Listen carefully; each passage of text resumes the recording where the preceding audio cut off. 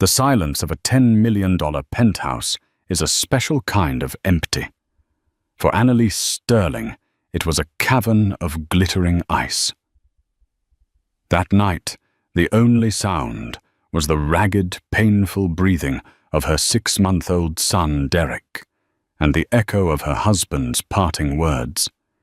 He had stood by the door, dressed in a Tom Ford suit that cost more than her parents' car. His handsome face marred by impatience. She had begged him not to go, not tonight. "He's burning up, Adrian," she'd pleaded. He just adjusted his cufflinks, his eyes as cold as the marble under her feet. "It's just a baby, you'll be fine," he'd said, dismissing her terror, dismissing their son. Then he left the door clicking shut on his way to his mistress, leaving Annalise alone in their gilded cage with a sick child and a shattered heart. She thought that was the worst night of her life. She was wrong. The next morning his boss called and the real nightmare began. Annalise once believed she was living a fairy tale. She'd met Adrian Sterling at a charity gala, a whirlwind romance that felt ripped from the pages of a magazine. He was the golden boy of Sterling and Davenport capital, a rising star in New York's cutthroat world of finance. He was charming, ambitious, and devastatingly handsome.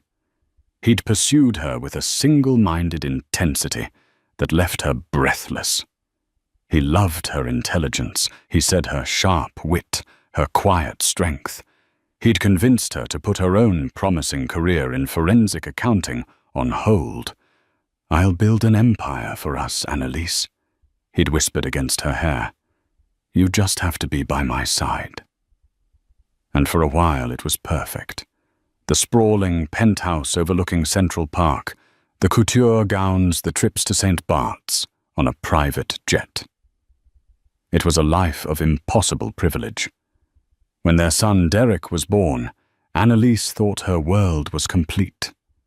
She had the perfect husband, the perfect baby, the perfect life.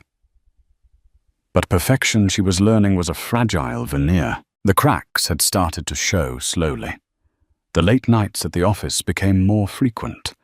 The business trips extended without explanation. A new scent, a cloying, sweet perfume that wasn't hers, clung to his shirts.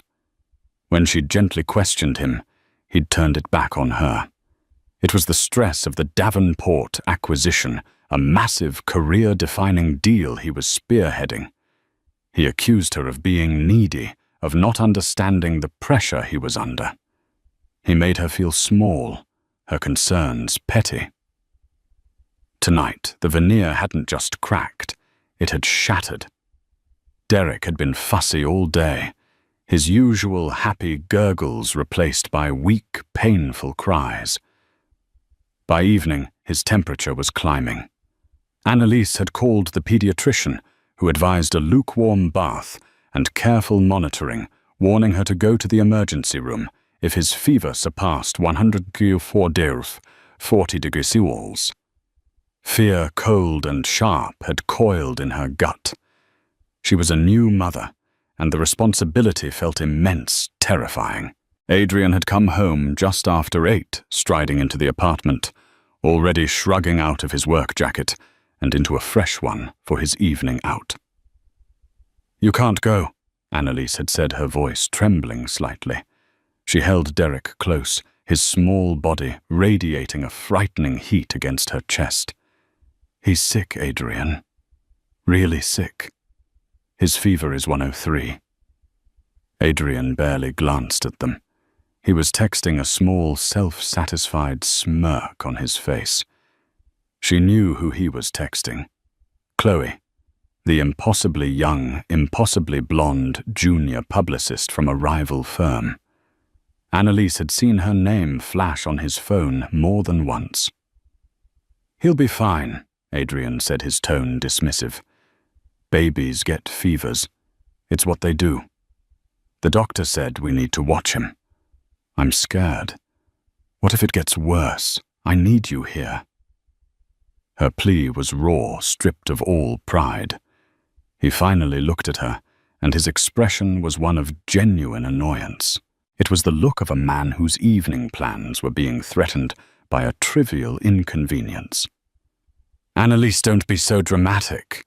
I have an important dinner. It's for the acquisition." "It's business." "Business," she scoffed, a bitter laugh escaping her lips. "Your business is named Chloe, isn't it?" His face hardened. The mask of the charming husband fell away, revealing the cold, ruthless man beneath. "My business is none of your concern. Your job is to handle this."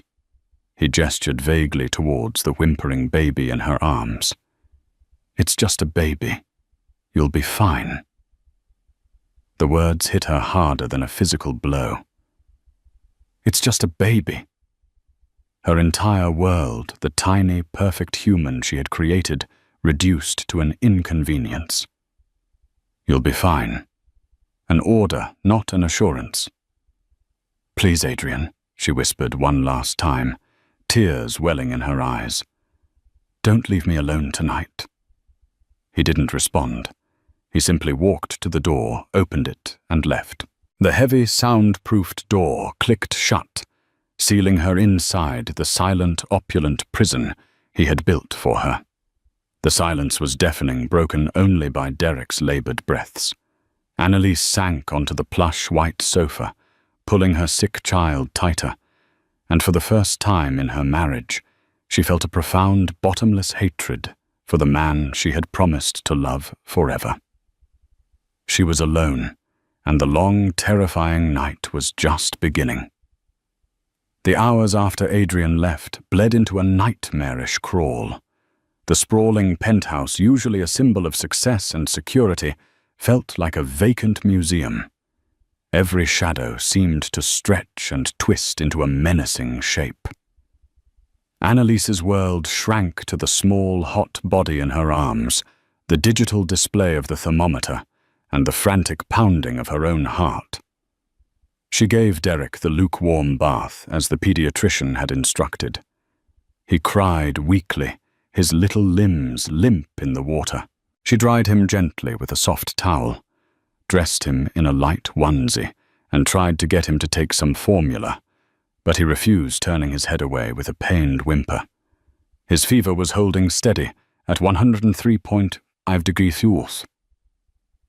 Around midnight, a wave of pure panic washed over her.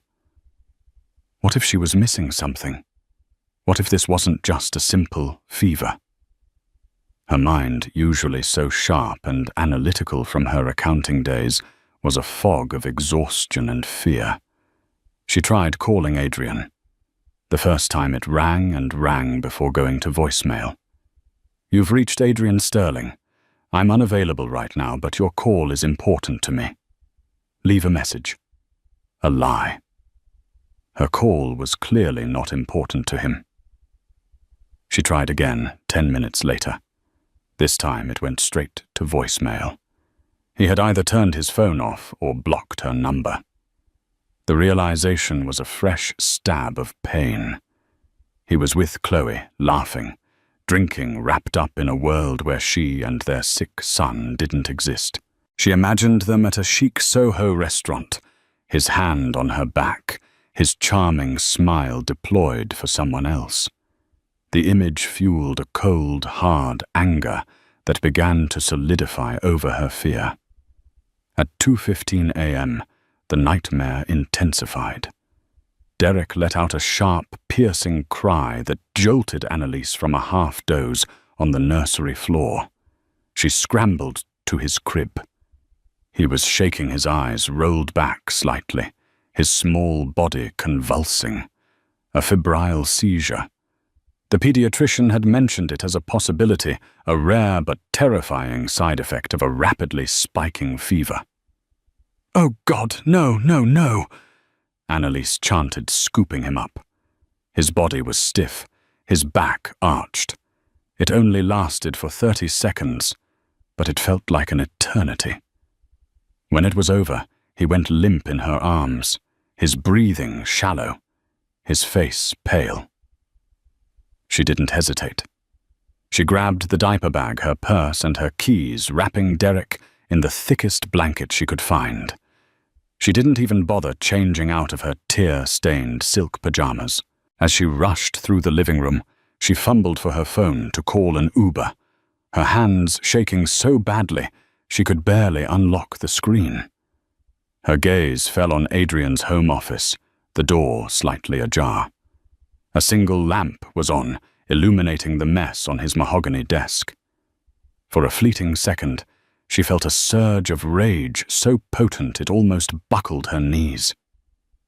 He was out with his mistress while his son had a seizure. The injustice of it was a physical weight. Her eyes caught on a stack of papers near his laptop. On top was a file labeled Davenport Akiak, Project Nightingale. Nightingale? It sounded so delicate, so innocent. Beneath it, she saw ledgers and bank statements for a holding company she'd never heard of, Nightingale Holdings, LLC. In her pre-marriage life, she'd spent years untangling corporate structures just like this. Even in her panicked state, her old instincts flared. Something felt off. But there was no time. Derek whimpered again, a sound that snapped her back to the horrifying present. She raced out of the apartment, the Uber waiting downstairs. The ride to Lenox Hill Hospital was a blur of city lights and silent prayers. At the emergency room, she was a frantic pajama-clad mother clutching her pale son. The nurses and doctors were swift and professional, whisking Derek away to a pediatric bay. They asked for his father's contact information. He's unavailable. Annalise said the words, tasting like ash in her mouth. For the next 4 hours, she sat on an uncomfortable plastic chair under the harsh fluorescent lights of the hospital, a lone figure in a sea of other people's private emergencies. They stabilized. Derek brought his fever down with medication and assured her that febrile seizures, while terrifying, were often not as dangerous as they looked. He would need to be observed for the rest of the night, as the first grey hints of dawn broke over the city. Annalise sat by Derek's hospital crib, watching him sleep peacefully for the first time in 12 hours. The fear had subsided, replaced by an exhaustion so deep it felt bone-marrow deep. But beneath the exhaustion was something else, something new and unyielding. It was a cold, quiet resolve. The love she'd had for Adrian, eroded over months of neglect, had been burned away completely in the crucible of this one night.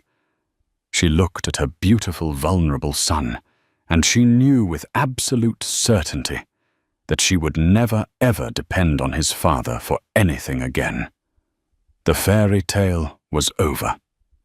The cage was unlocked, and she was about to walk out.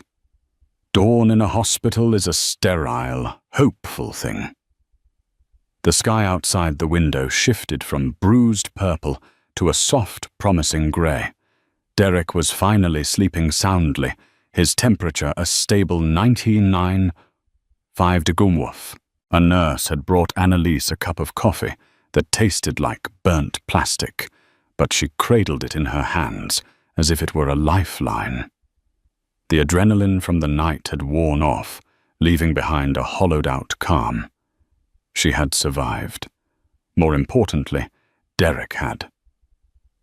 She checked her phone. Still no messages from Adrian. Not a single missed call.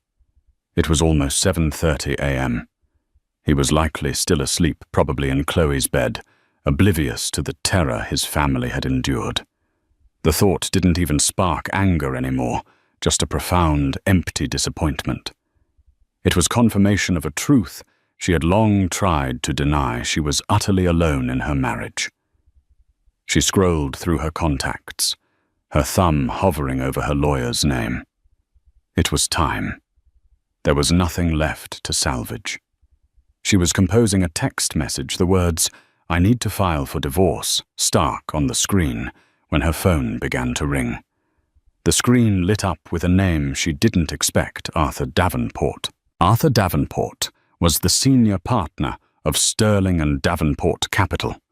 He was a legend on Wall Street, an old money patriarch in his late 60s, with a reputation for ruthless business acumen and unshakable personal integrity. Annalise had only met him a few times at formal company events. He was always polite, but distant, his piercing blue eyes seeming to see more than you wanted them to. He was Adrian's boss, his mentor. Why would he be calling her personal cell phone at 7:30 in the morning? Her first thought was that something had happened to Adrian, an accident. A part of her, a vestige of the woman who had once loved him, felt a flicker of alarm. She answered, her voice raspy from lack of sleep. "Hello, Annalise. It's Arthur Davenport.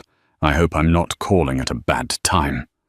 His voice was deep and grave, exactly as she remembered it, but there was an undercurrent of urgency that set her on edge. "Mr. Davenport." "No, it's all right. Is everything okay? Is Adrian with you?" There was a pause on the other end of the line. "No, he is not. And that's part of the reason I'm calling. I was trying to reach him all night. His phone is off. Do you happen to know where he is?" The question was a loaded one. Annalise's mind raced. Should she cover for him? The instinct born of years of being a supportive wife was to say he was tied up to protect their image, but the image was a lie, and she was done upholding it. She took a breath, the cold hospital air steadying her. "No, Mr. Davenport, I don't. He told me he had an important business dinner last night and left around 8:30 p.m. I haven't heard from him since." She chose her words carefully, omitting the part about Chloe, sticking only to the indisputable facts. Another pause longer this time. She could hear the faint sound of papers rustling. A business dinner. Mr. Davenport repeated his tone, laced with something she couldn't quite decipher. Disbelief. "Annalise, there was no company dinner last night. The final signing for the acquisition isn't until tomorrow morning.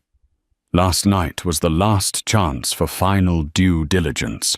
Adrian was supposed to be in the office running the final numbers. He's missed a critical deadline."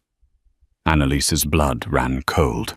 He hadn't just lied to her about being with Chloe. He had lied about his work, jeopardizing the biggest deal of his career. The deal he'd used as an excuse for his neglect for months. I didn't know," she stammered, feeling a strange sense of vertigo. "I'm aware of that," Mr. Davenport said, and his voice softened slightly, becoming almost paternal. "Annalise, the reason I'm calling you is not just to find my errant senior VP. I'm calling because I believe you may be in a position to help me with a delicate corporate matter. A matter that involves your husband directly." Her mind flashed back to the file on Adrian's desk. Project Nightingale, the strange holding company. The pieces started to click together in her head, forming a picture she didn't want to see. Her training dormant for years kicked in. Shell corporations missed deadlines, a boss calling the wife. This wasn't just about infidelity. This was something much bigger, much more dangerous. What kind of matter, she asked, her voice now steady, the fatigue replaced by a sharp, focused alertness.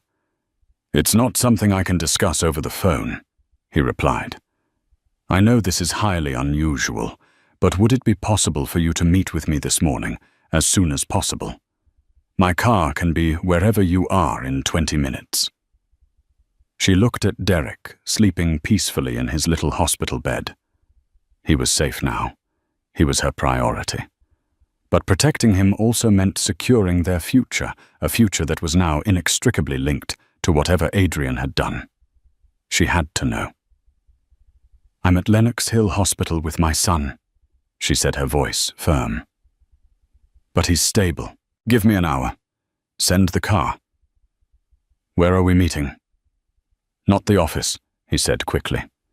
Too many eyes and ears. "There's a private suite at the Carlisle. I'll text you the details." "Annalise, thank you. You might be the only person who can help untangle this." He hung up. Annalise stared at her phone, the screen dark. Her world had tilted on its axis. Last night she was a wronged wife, a scared mother. This morning she was something else entirely. She was a woman with a choice, standing at the precipice of a conspiracy she was just beginning to understand.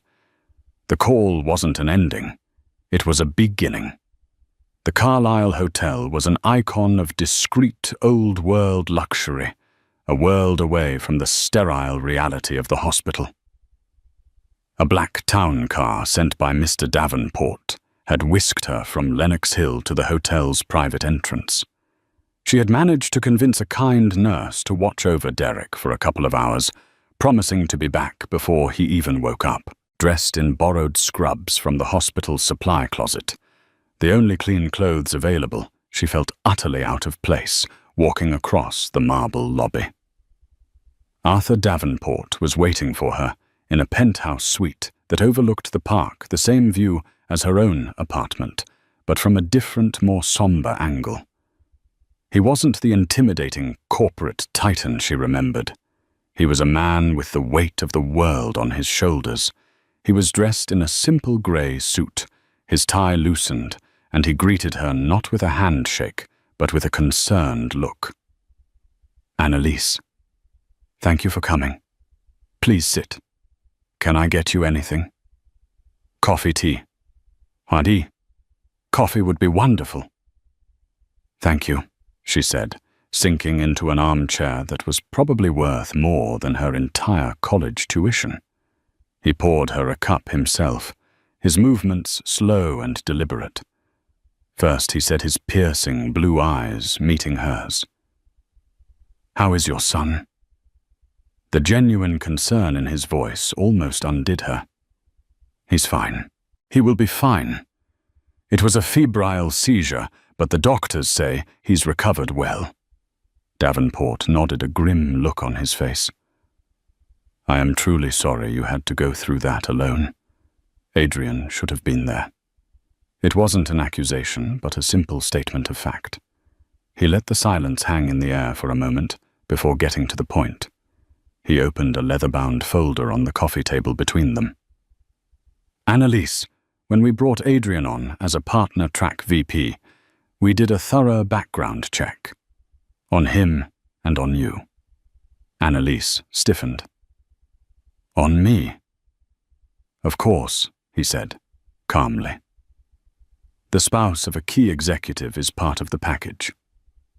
We need to know there are no liabilities. Your file was frankly more impressive than his. First in your class at Wharton, a rising star at Deloitte in their forensic accounting division. You uncovered the medtech fraud scheme of 2018. The partners there were devastated when you left." She stared at him, stunned. Adrian had always downplayed her past career, framing it as a little job she had before she met him and her real life began. He had made her feel as if she'd been a competent but unremarkable analyst. To hear her accomplishments laid out so plainly by a man like Arthur Davenport was jarring. I gave that up," she said quietly. "For my family." I know Davenport said, his gaze unwavering. "And Adrian knew exactly what he was convincing you to give up.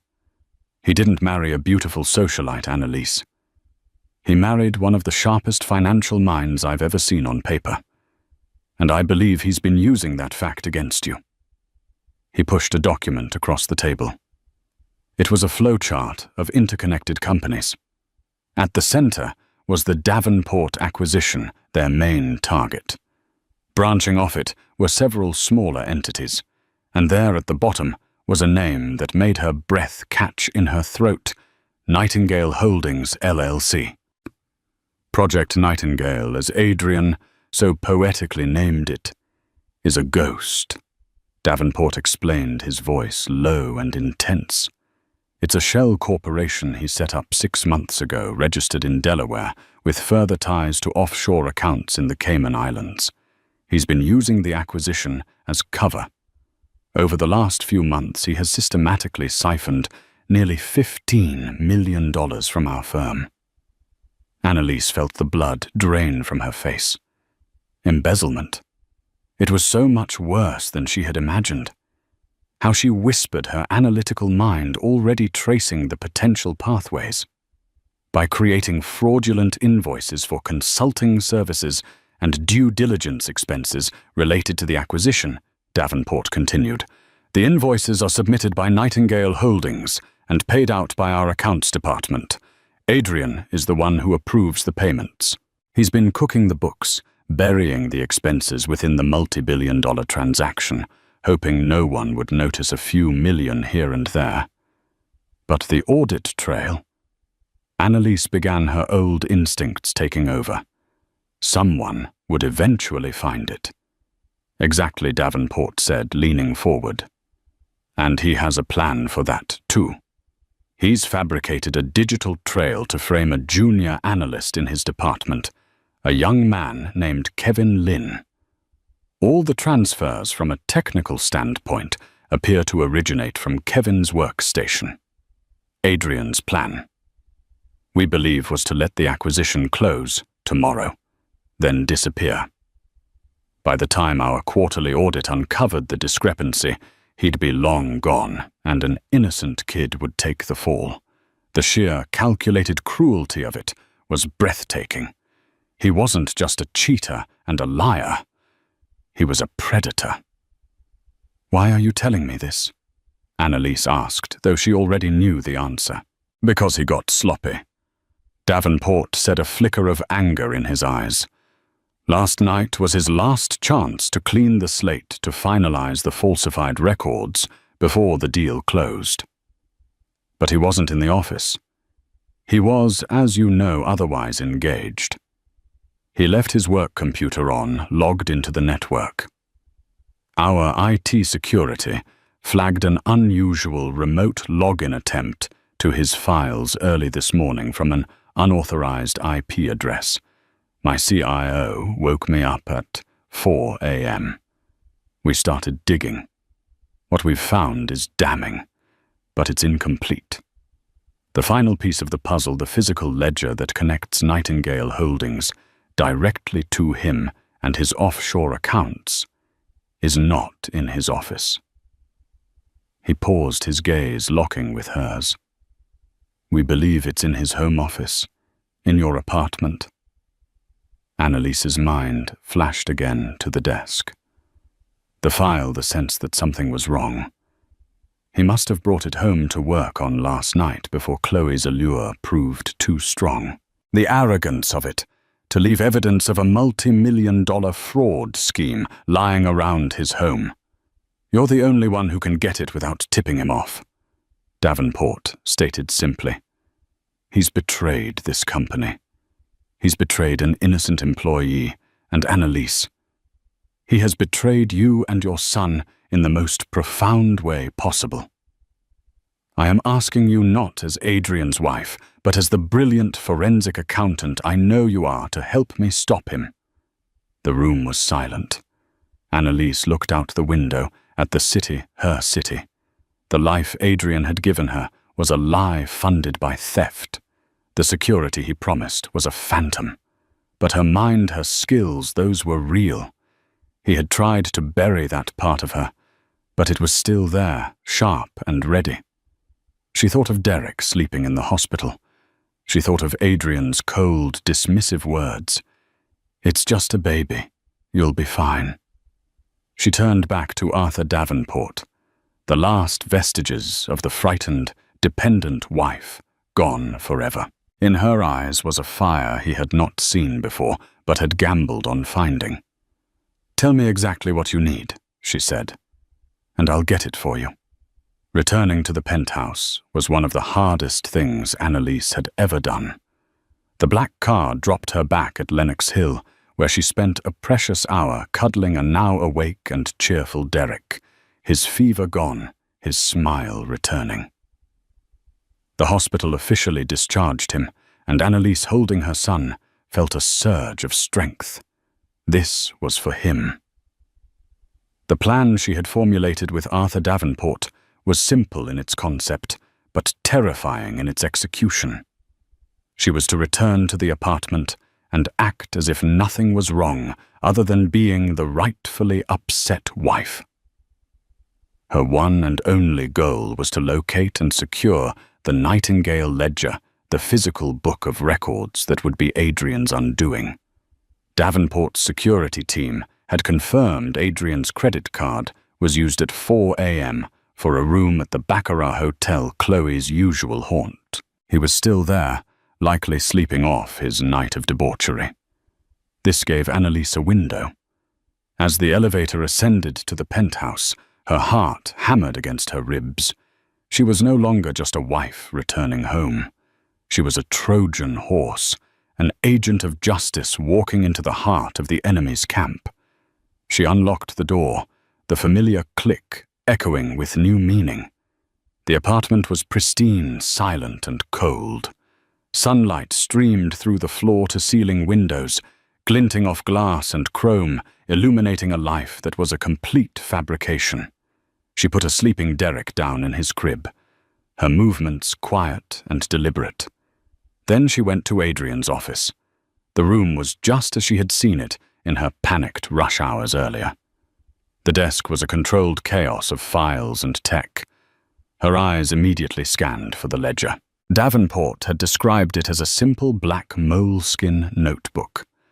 Adrian's analog affectation, a place he kept key numbers and transfer codes, believing it was safer than any digital file. It wasn't on the desk. It wasn't on the shelves lined with leather-bound law books he'd never read. She checked the drawers. The first was full of expensive pens and stationery. The second held personal effects, cufflinks, old photos, a spare watch. The third was locked. Of course. Panic began to prickle at the edges of her calm. She didn't have a key. Adrian kept it on his person at all times. She could feel the precious minutes ticking away. She ran her fingers along the edge of the drawer, her mind racing. In her old job, she'd learned that corporate criminals were often undone by simple human arrogance and laziness. Adrian was both in spades. Where would he hide a key? Not somewhere clever. Somewhere convenient. She looked around the office.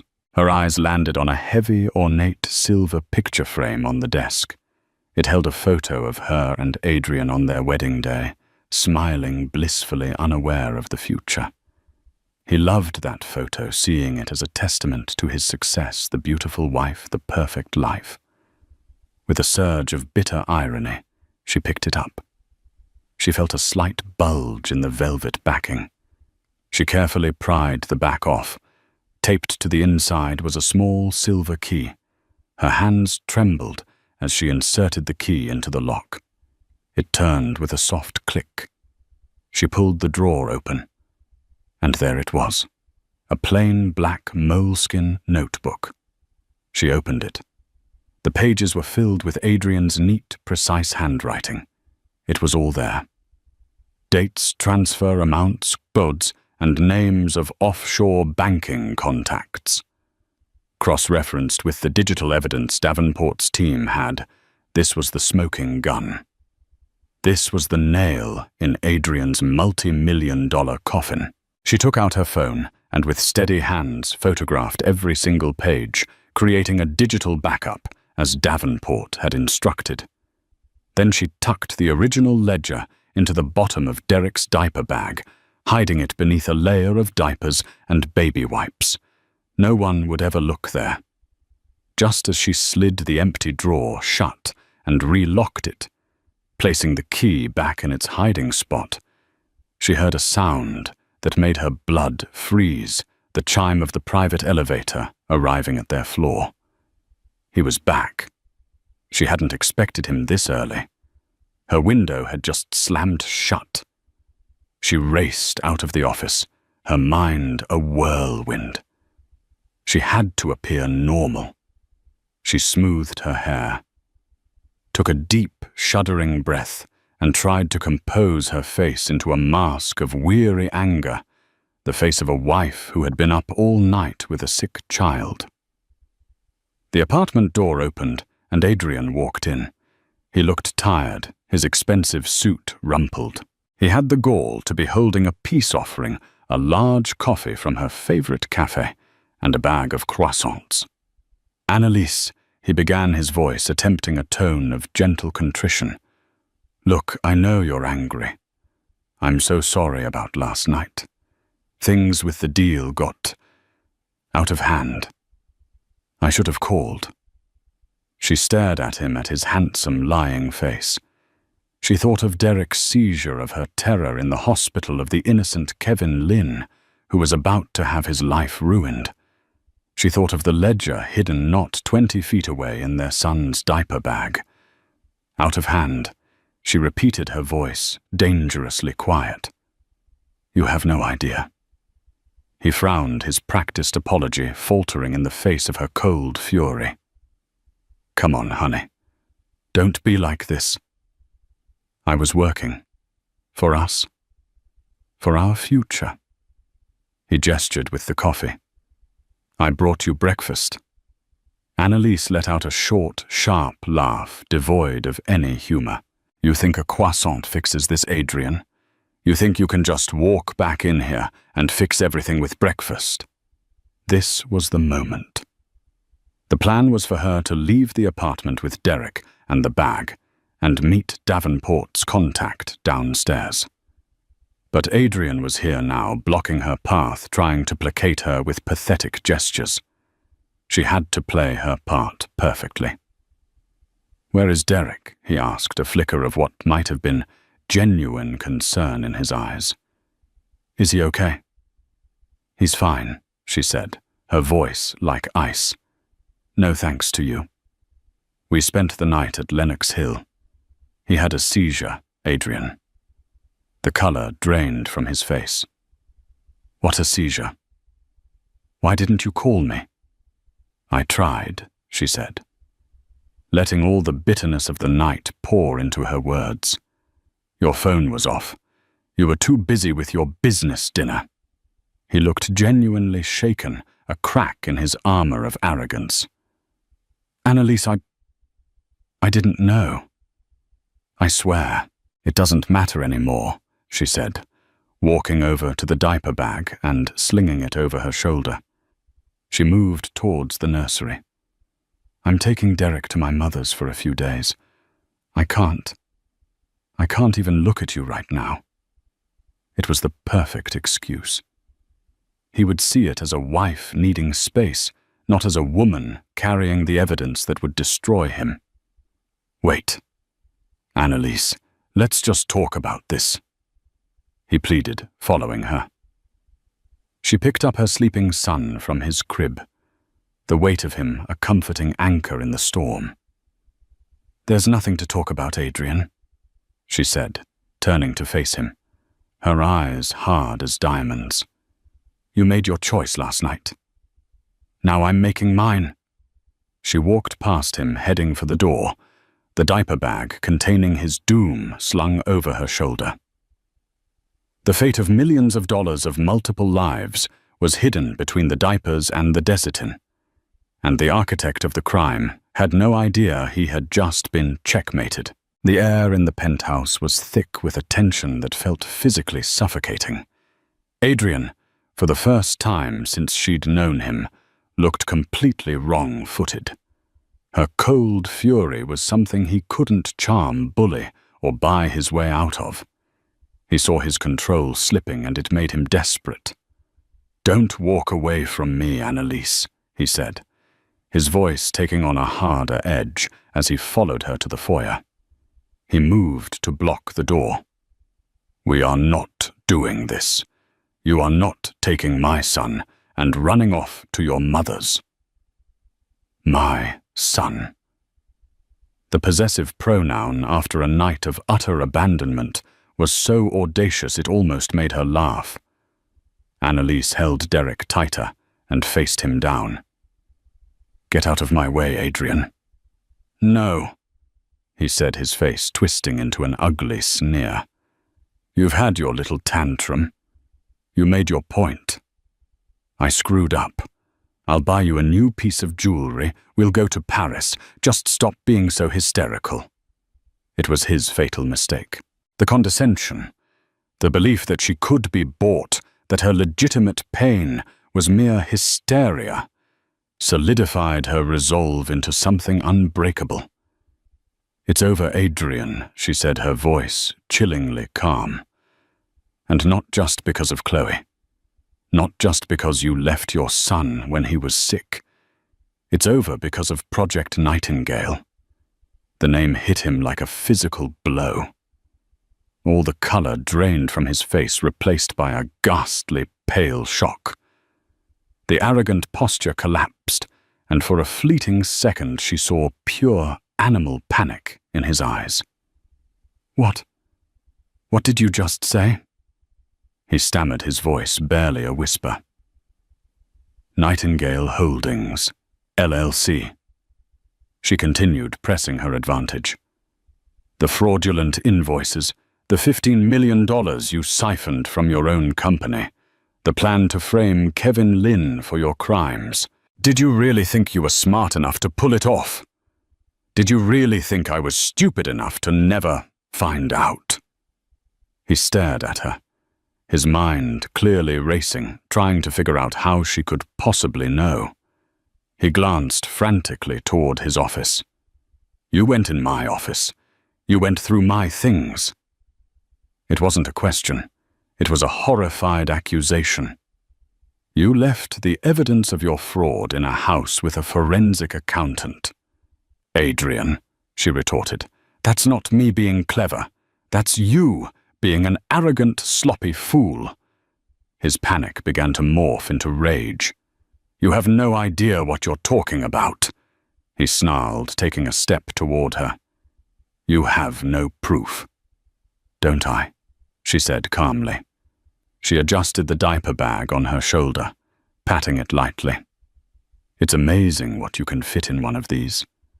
Diapers, wipes, a pacifier, and a little black moleskin notebook that details every single illegal transfer you've ever made." His eyes darted to the bag, and then back to her face, a look of complete and utter disbelief dawning. He lunged for the bag. "Give me that." Annalise sidestepped him, her heart leaping into her throat. This was the moment she had feared. But just as he reached for her, a sharp, authoritative rap echoed from the front door. Adrian froze. They both stared at the door. "Who is that?" He hissed, his eyes wide with fear. "I imagine," Annalise said, her voice steady, despite the adrenaline coursing through her, "that it's your boss. And perhaps a few of his friends." On cue, a key turned in the lock, a master override key that only building security, and apparently Arthur Davenport, had access to. The door swung open. Arthur Davenport stood there, flanked by two stern-looking men in dark suits who were clearly not corporate lawyers. Behind them stood two uniformed NYPD officers. Davenport's eyes fell first on Annalise and a sleeping Derek, his expression softening with relief. Then his gaze shifted to Adrian, and it turned to stone. Adrian Davenport said, his voice booming with cold authority in the silent foyer. "Your little project is over." Adrian looked from Davenport to the police officers, his face a mask of crumbling bravado. He was trapped. He turned his desperate, furious gaze back to Annalise. "You did this," he whispered, his voice dripping with venom. "You, my own wife. You stopped being my husband last night when you walked out that door. Annalise replied, her voice clear and strong. You said, it's just a baby, you'll be fine. Well, Derek is fine. And I am more than fine. I am free. One of the detectives stepped forward. Adrian Sterling, you are under arrest for suspicion of grand larceny, embezzlement, and wire fraud. As the officer began to read him his Miranda rights, Adrian's facade finally shattered completely. The charming millionaire, the Wall Street titan, vanished. In his place was a common criminal, cornered and pathetic. He didn't resist as they cuffed his hands behind his back, his expensive suit now the uniform of a fallen man.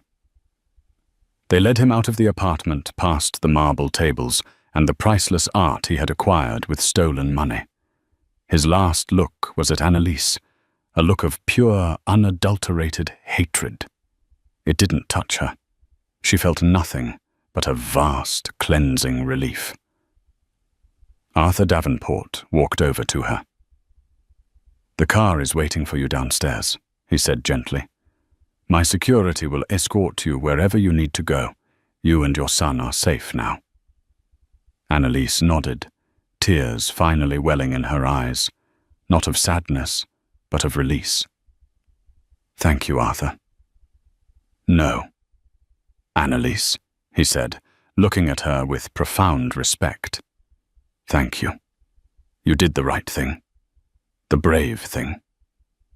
She looked down at Derek, sleeping peacefully in her arms, completely unaware that his entire world had just been irrevocably changed for the better. She had walked into this apartment, a prisoner.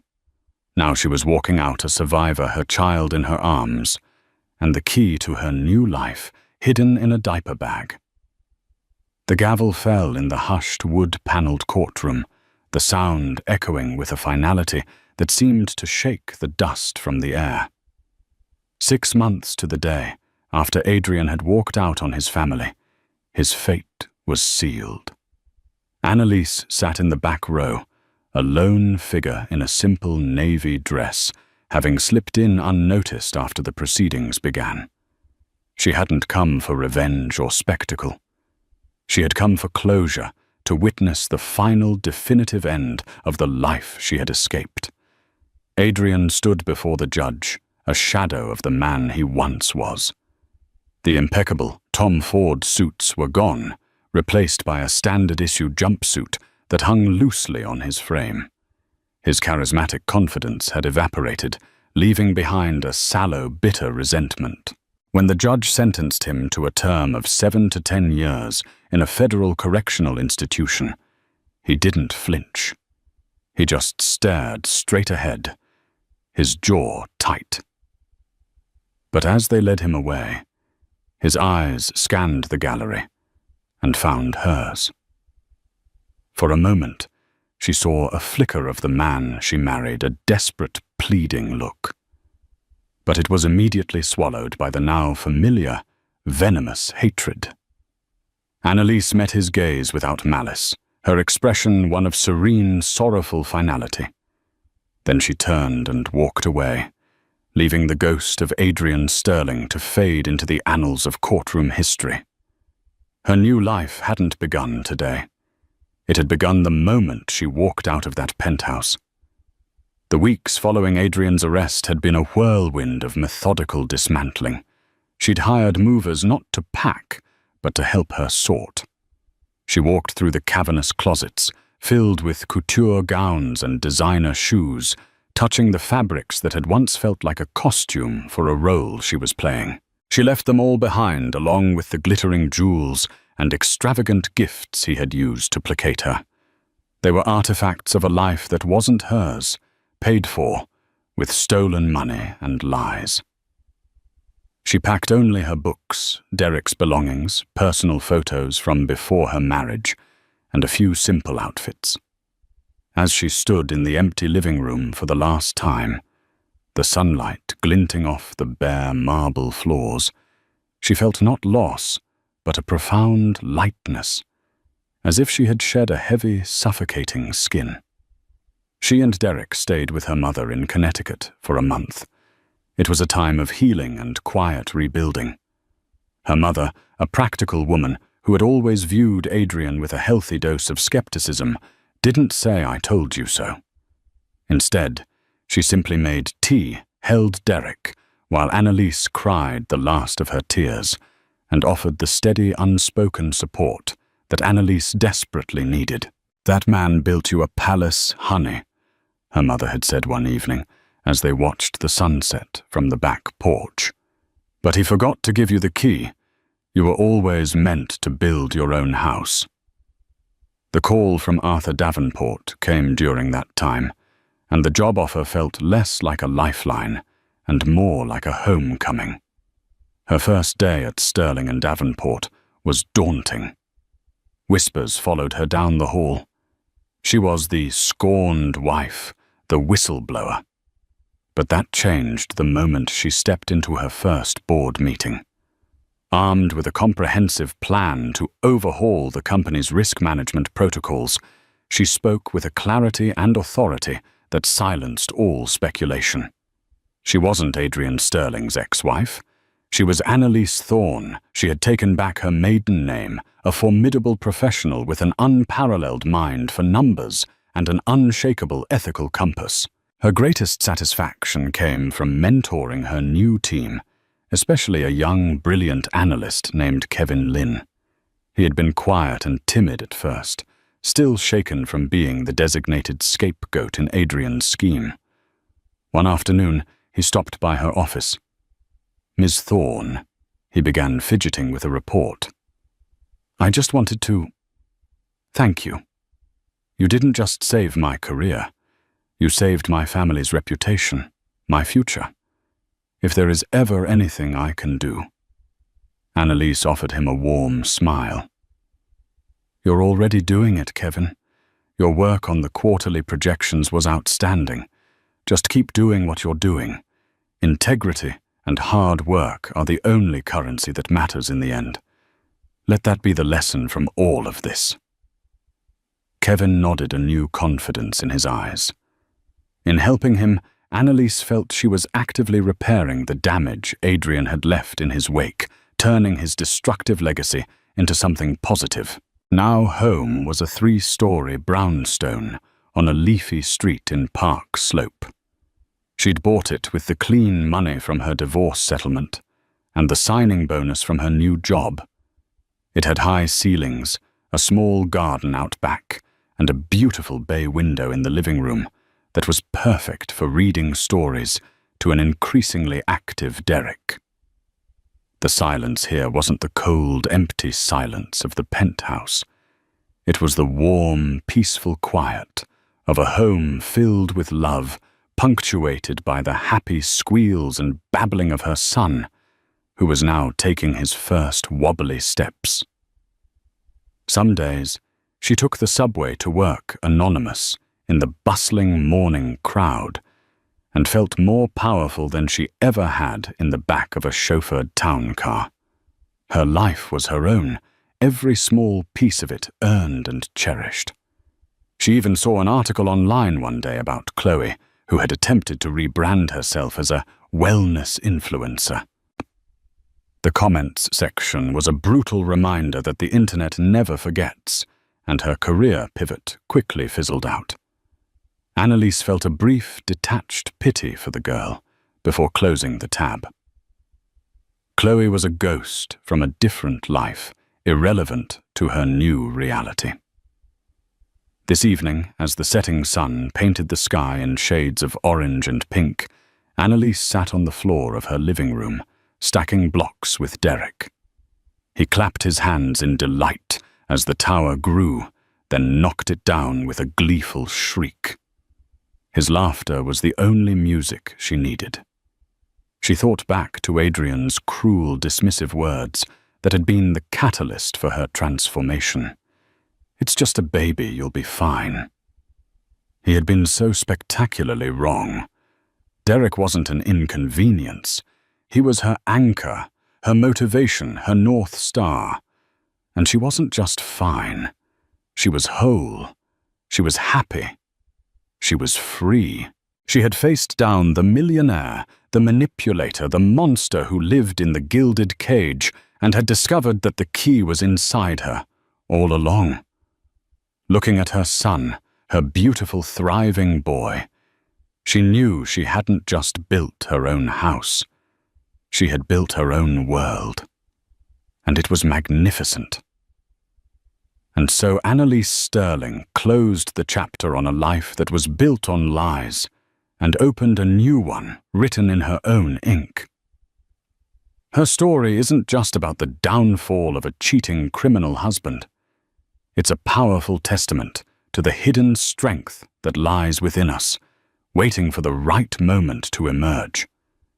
It's a reminder that the most gilded cages are still cages, and that true wealth is not measured in dollars, but in integrity, courage, and the freedom to build a life on your own terms. She didn't just get revenge.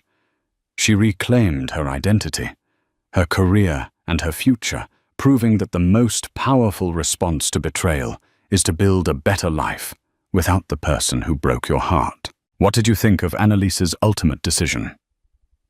Was she right to team up with her husband's boss? Let us know your thoughts in the comments below. If you were moved by this story of resilience and empowerment, please give this video a like, share it with someone who needs to hear it, and don't forget to subscribe to our channel for more real-life dramas that will keep you on the edge of your seat. Thank you for listening.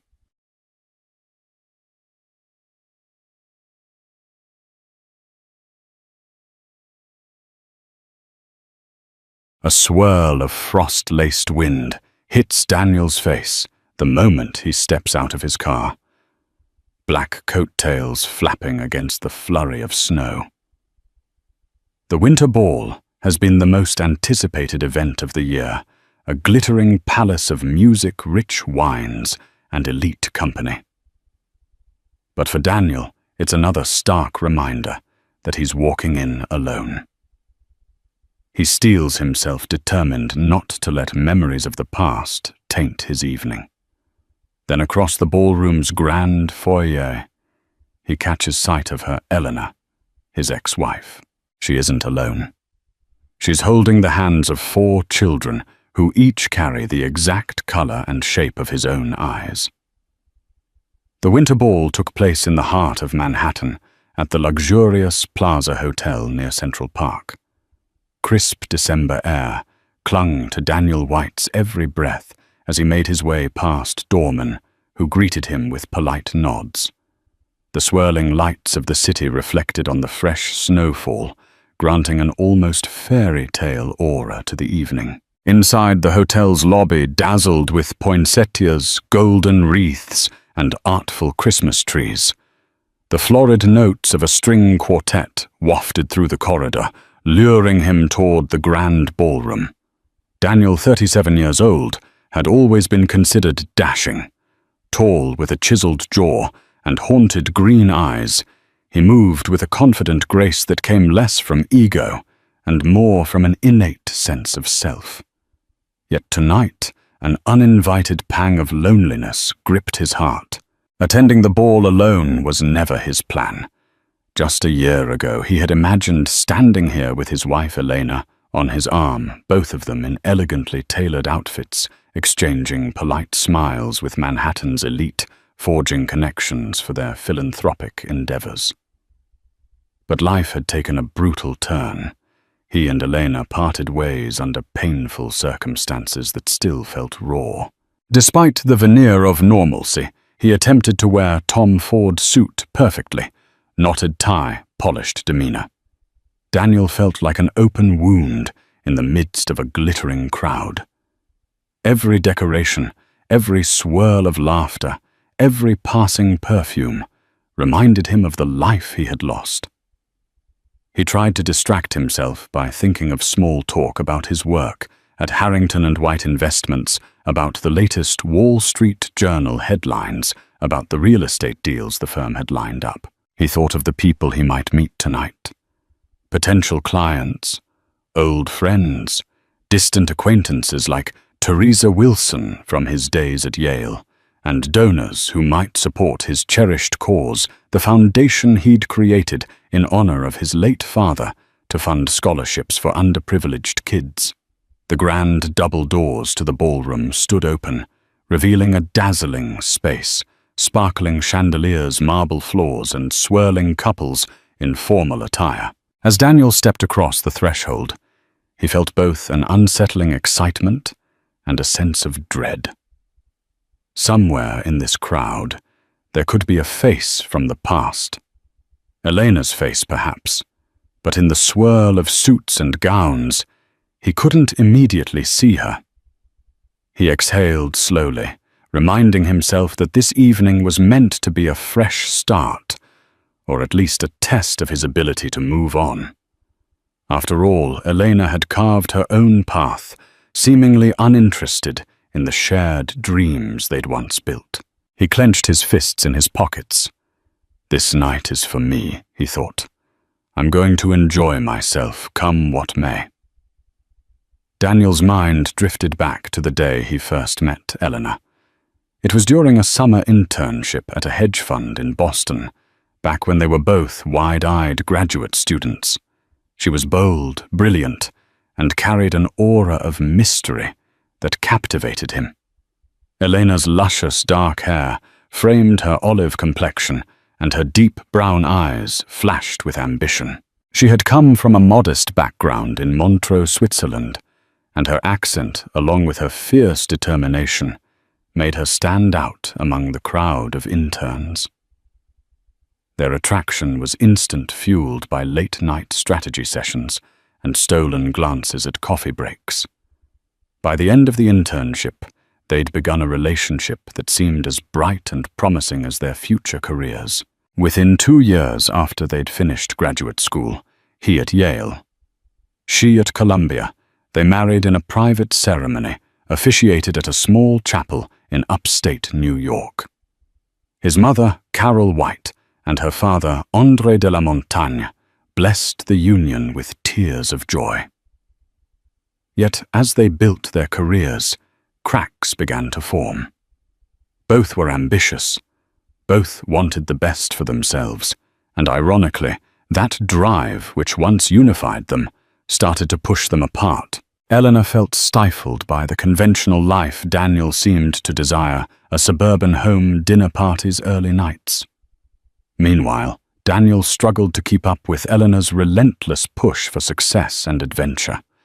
She took job opportunities in Hong Kong and Zurich, while Daniel remained in New York to care for his ailing father and to stabilize his fledgling investment firm, Harrington and White, which he co-founded with his best friend from college, James Harrington. Long, silent months apart replaced the passion they once shared.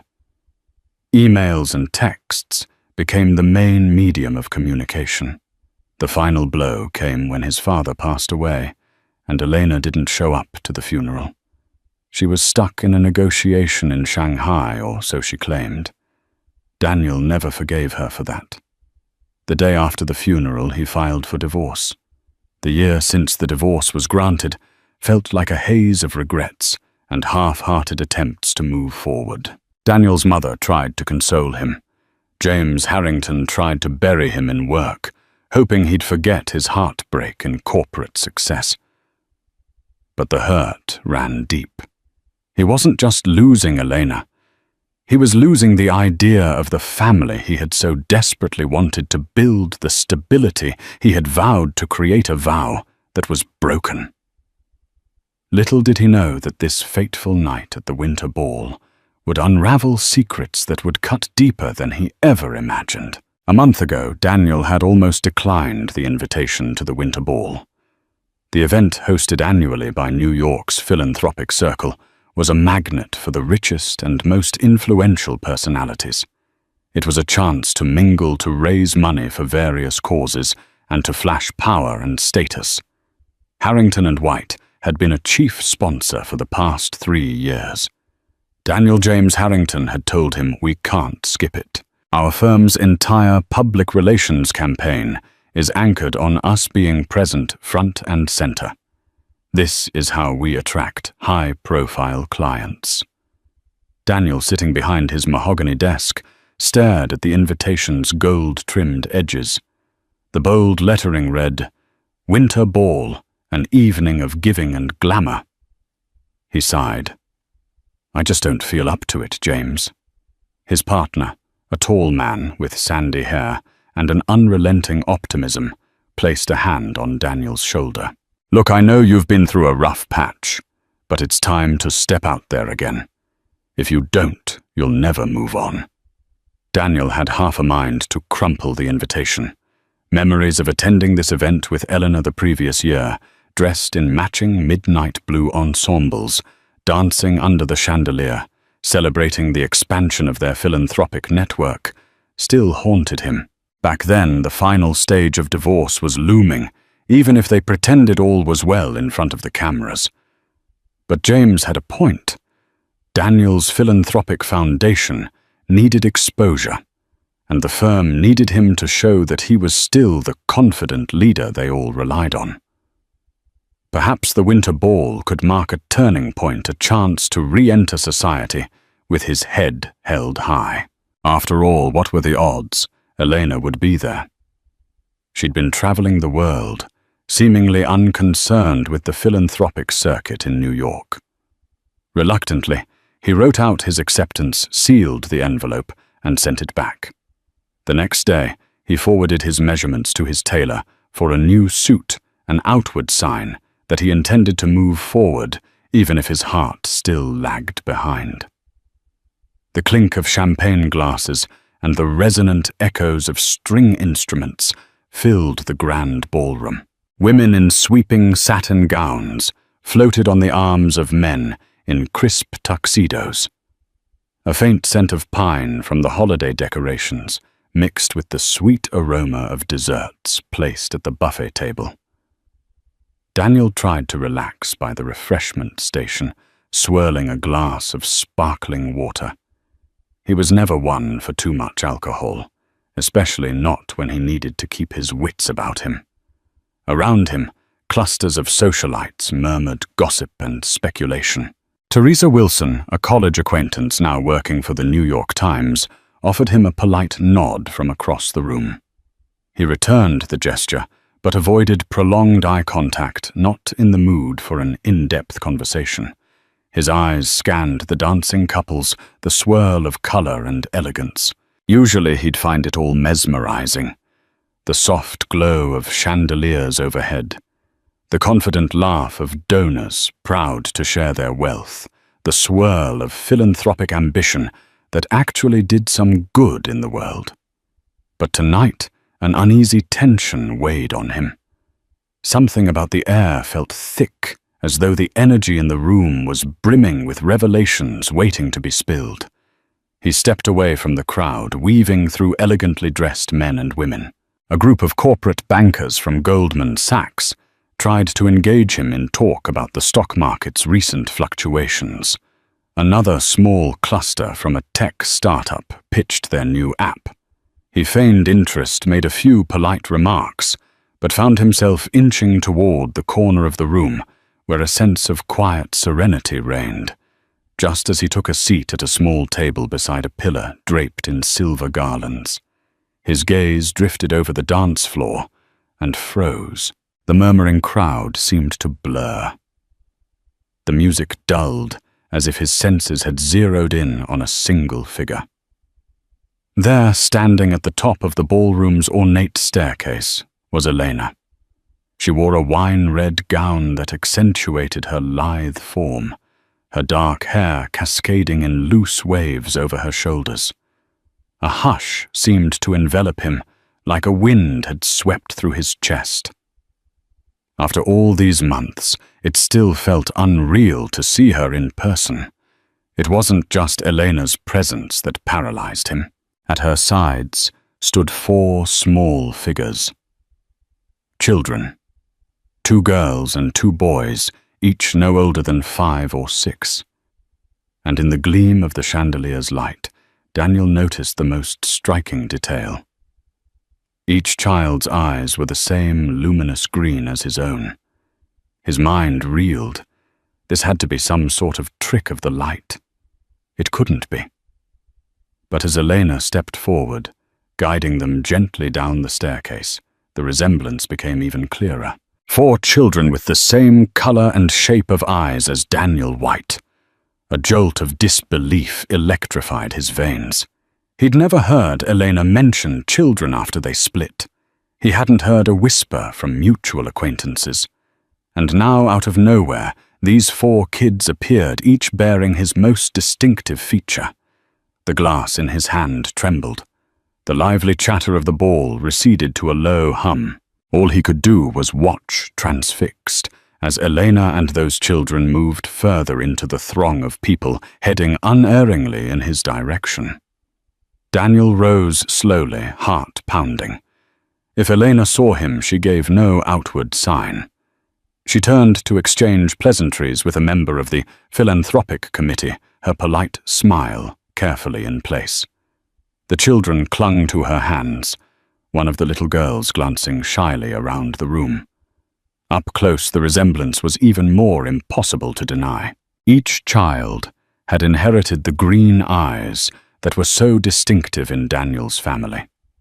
Each had some subtle aspect of his facial structure, a dimple on the cheek, the angular tilt of the jaw, the gentle curve of the nose. He approached his steps, halting uncertain how to break the barrier of polite society that kept them separated. A swirl of dancers momentarily blocked his path. By the time he emerged into an opening, Eleanor was there, mere feet away, her expression unreadable. "Hello, Daniel," she said quietly. Even amidst the swirl of music and conversation, her voice carried to him, as though they were the only 2 people in the room. Her accent seemed a touch more pronounced than usual, or perhaps he was just hyper-aware of every detail in this moment. He swallowed, noticing the children shift uncomfortably behind her. "Elena," he managed, forcing out the word. Another breath. "I didn't know you'd be here." Her eyes flickered. The invitation came through an old contact. And, well, I wanted to support the cause. Also, I thought it might be time. "Time," he repeated. He let the word linger, casting a glance at the children, who were now standing awkwardly, clearly unsure of what was happening between the grown-ups. Time for what? She hesitated, and her gaze fell to the floor. Then, drawing in a soft breath, she said, "Time for you to meet someone." Turning, she placed a gentle hand on each child's shoulder. "Mon chéri," she whispered to the boy on her right. "This is Daniel. He's an old friend of mine." Daniel's heart twisted. Just an old friend. The boy looked up, wide-eyed, and offered a polite greeting. The rest followed suit, each voice small but distinct. 2 girls, 2 boys, all in a line. His mind whirled. He couldn't form the words to ask the burning question, the question that screamed for an answer. Instead, he forced a cordial smile. "How do you do?" "We're fine," replied the eldest boy, whose hair was chestnut, just like Daniel's was as a child. "My name's Sebastian."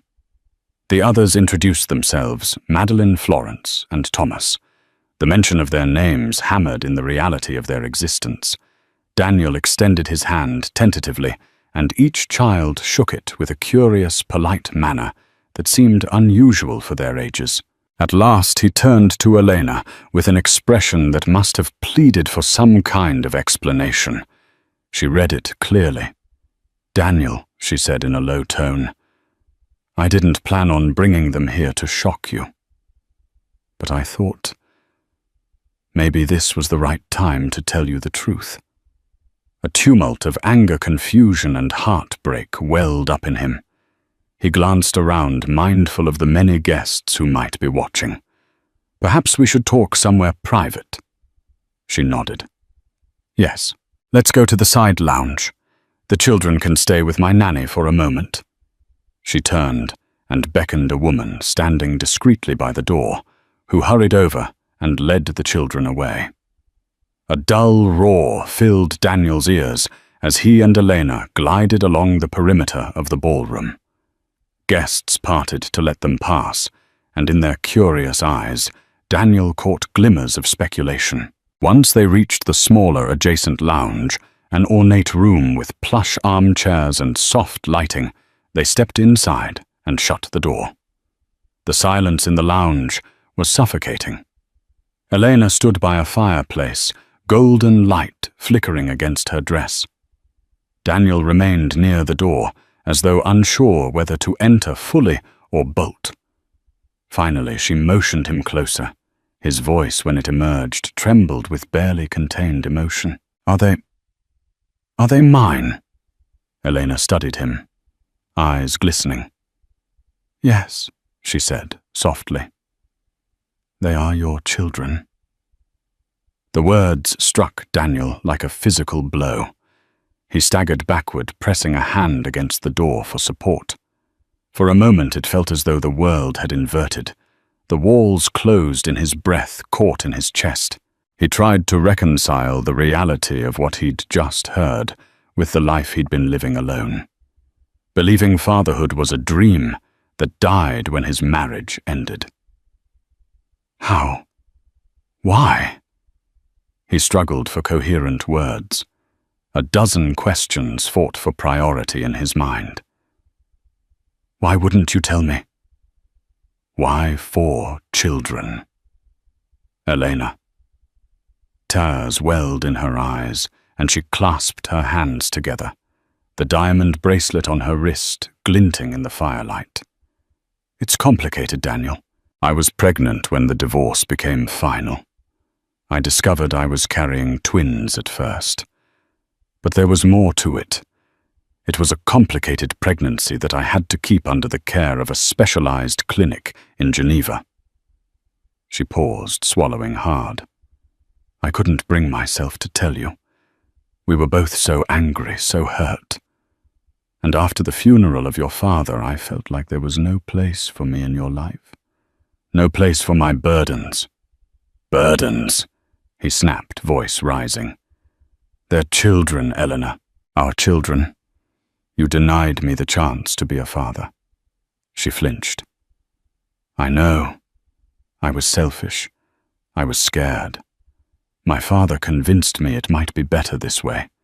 He wanted me back in Switzerland, away from the complexities of our relationship. A pounding ache built behind Daniel's eyes, half fury, half heartbreak. He remembered Elena's father, André de la Montagne, proud, aristocratic, always disapproving of Daniel's American roots, but 4 of them. Elena, how old are they? She let out a trembling sigh. Sebastian and Madeline are 6. Florence and Thomas are 5. Yes, I was already pregnant once before the divorce process, and it was a complicated timeline. I found out I was expecting Florence and Thomas much later. The pregnancies were nearly back-to-back. I kept it hidden under the chaos of traveling, and I found ways to manage without letting you know. Daniel closed his eyes. Waves of disbelief washing over him. For all this time, you never once sent me a clue. Never told me you'd had them. Tears slipped down Eleanor's cheeks.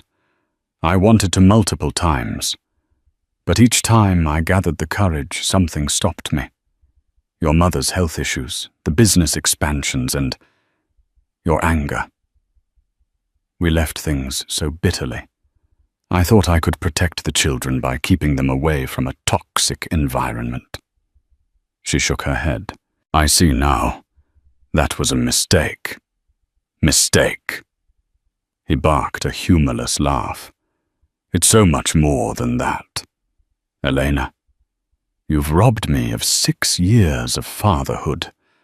I could have known them, raised them. She lowered her head. I'll never be able to make that up to you or to them, but I can try to fix it now if you'll let me. Daniel sank into an armchair, his limbs numb. This revelation turned his world inside out. For so long he'd thought fatherhood was an unreachable horizon, especially after the divorce. Now he had children, 4 living, breathing children who bore his eyes, his features, his lineage. He wanted to hate Eleanor, to rage at her for this injustice. But a quiet voice in his heart reminded him of how he'd once loved her, how complicated their parting had been. "You should have told me," he whispered, pressing his palms to his eyes. "I would have been there, no matter what was going on between us. That's a choice you made for both of us, and it wasn't yours to make alone." Elena knelt before him, voice quivering. "I know. I'm sorry, Daniel. Please let's talk about how to move forward for the children's sake, if nothing else." He looked at her, seeing the raw fear and regret. In the space of a single evening, everything had changed, and he had no idea how to proceed in a way that would heal 6 years of damage. Overcome by the shock of Eleanor's confession, Daniel found his mind spiraling back in time. He remembered the bitter arguments that had led to their divorce, how his father's terminal illness put pressure on him to stay in New York, how Eliana, with her unstoppable career drive, had accepted an offer in Shanghai, simultaneously bristling at Daniel's pleas for her to return. He recalled the day he discovered the plane tickets she'd booked not just for business, but for a possible permanent move overseas. The day he confronted her, they both said things they could never take back. "You'll never be satisfied with who I am," he'd accused. "You don't want a partner, you want a trophy wife." She retorted, eyes blazing. They parted ways, each convinced the other was irredeemable, and in the swirl of attorneys and court proceedings, each attempted to carve out a future free from the other's disappointment. When the divorce finalized, Daniel had felt strangely numb, as if a piece of him had died. He sought solace in building Harrington and White into a powerhouse, throwing himself into philanthropic work, perhaps to fill the void left by the breakdown of his personal life. Now discovering Elena had been pregnant at the time, or just shortly thereafter, turned all his assumptions into lies. He remembered every phone call they missed, every email they'd let go unanswered. They had been so consumed by pride that neither had paused to consider the bigger picture, that there might be unborn children deserving of unity and love. In the quiet lounge, Elena was still kneeling by his chair, eyes rimmed with tears. The faint sound of the Winter Ball's orchestra drifted in from beyond the door, an incongruous soundtrack to their shattering revelation. He said softly, "I need to know everything, Elena. No more secrets?" She nodded, standing and moving to the window where she looked out over the city lights. "I found out I was pregnant with Sebastian and Madeline about 4 months before we filed for divorce. But we were in the midst of the biggest fight of our lives. I was traveling for work. I felt alone, and my father persuaded me to stay quiet until I could come home to Switzerland. He never liked you, Daniel, and he wanted me to raise the children by myself." She turned to him, voice trembling. But then I realized I was expecting again Florence and Thomas shortly after the birth of the twins. The pregnancies were a medical miracle and complication. The doctors told me the second was an unusual overlapping pregnancy, extremely rare. I was terrified. I didn't know if I'd survive. There were complications. I was hospitalized for months in Geneva. During that time, my father kept everything hidden from the outside world. I was too weak to fight him. Daniel listened, each word burning into his soul. He envisioned Elena alone in a Swiss clinic battling a perilous pregnancy, while he, thousands of miles away, cursed her name for not being present in his life. A complicated swirl of sorrow, pity, and anger gripped him. And after the births, You just never thought it important enough to pick up the phone." Her eyes flashed with regret. "I was scared. I was told you'd moved on, that you resented me. And in truth, I was ashamed for deceiving you. Yes, I let pride and fear dictate my actions. I thought maybe if I raised them alone, I could avoid all that heartbreak, all that anger. But it's been a burden on my conscience, especially as the children have grown and started asking questions about their father." Daniel closed his eyes, taking a moment to let her words settle. He pictured 4 children in a Swiss estate, asking, "Where's Daddy?" and receiving no real answers. The heartbreak coiled tighter in his chest. With trembling conviction, he rose to his feet. "I have to meet them properly. They need to know who I am." Elena moved to open the door. "Of course. They're just next door with the nanny. Let's go." Stepping into the side corridor, Daniel felt the warm overhead lights shining down on him with an almost glaring intensity. The sweet, festive music in the background felt surreal. He was about to meet his children for the first time in the midst of a glittering winter ball. In a small antechamber, the 4 children sat in a circle with their nanny, a petite woman named Dominique, who was reading them a story to keep them occupied. As soon as Elena and Daniel entered, the children looked up, their wide green eyes fixed on Daniel. Madeline, the older girl, peered at him with curiosity. "You look like me," she said quietly, as if discovering something extraordinary. Daniel knelt, feeling tears prick at his eyes. "I guess we do look alike," he replied. Sebastian, the older boy, placed his hands on his hips with a surprising note of confidence. "Maman says you're very important in New York. Are you a prince or something?" Daniel couldn't help a small smile. "No, I'm not a prince. I just help run a company. And I do some work helping others." Florence, a shy girl, nestled closer to her nanny. "Are you a good man?"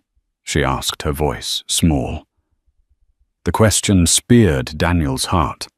He glanced at Elena, who was silently watching, tears shimmering on her lashes. Carefully he answered, "I try to be. I'm not always perfect, but I do my best." Thomas, the youngest, touched Daniel's tie. "I like your tie," he said, smiling. Elena knelt beside Daniel, resting a hand on Thomas's shoulder. "Kids, I want you to know that Daniel is someone very important to me, and to you." She paused, her gaze flickering to Daniel. "He's your father." The words settled over the room. There was no thunderous reaction, no immediate meltdown, but rather a kind of hushed awe. Madeline was the first to speak again. "That means you love us." Daniel swallowed the lump in his throat. "More than I can say. Even though we're just meeting, I already feel that you're the most precious gift I could have." Sebastian studied Daniel with a pensive look. "Then why didn't you come see us before?" A flash of guilt twisted inside Daniel, though the fault wasn't truly his. But how could he explain that? He glanced at Elena, who placed a gentle hand on Sebastian's shoulder. "That's my fault," she said. "I didn't tell him where we were. Sometimes adults make mistakes." Her admission left the children quiet. They seemed to accept it with a resilience that only children possess. Slowly, Thomas reached up and touched Daniel's hair, as if to confirm he was real. Daniel felt his heart break and mend all at once. He opened his arms hesitantly, offering an embrace. One by one, the children stepped forward. Madeline first, then Sebastian, then the others. Their small arms wrapped around him, and for a moment he closed his eyes, letting the warmth of their presence wash over him. He didn't notice the tall figure standing in the corridor until someone cleared his throat. Daniel looked up to see James Harrington, his business partner and longtime friend, wearing an expression of utter shock. Daniel James said, struggling for composure, I've been looking for you, but I see you're preoccupied." His eyes roved over the 4 children. "Are these?" Daniel nodded, still holding on to the children. "Yes." "Mine." James stood there, mouth slightly open. But he rallied quickly, offering a small, congratulatory nod. "I see. Well, I'll leave you to your reunion." He turned to go, then paused, giving Daniel a pointed look that seemed to say, "We need to talk."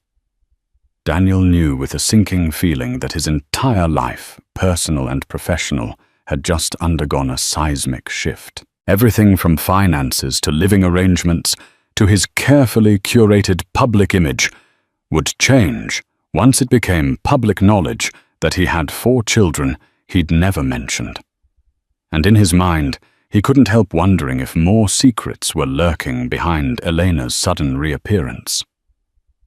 Later that evening, after ensuring the children were settled in a quiet corner, with Dominique, Danielle, and Elena slipped away to find more privacy. They went up a short flight of stairs, ending up on a balcony overlooking the ballroom floor. Below them, the party continued in full swing, glittering gowns, twinkling lights, the hum of polite conversation. He stared down at the swirling crowd, then turned to Elena. "This is a lot to take in, Elena. Are you certain no uncertainties about their paternity?" She flinched at the question. "They're yours, Daniel. I swear it on everything I hold dear." His face softened. "I want to believe you. But you have to understand my perspective.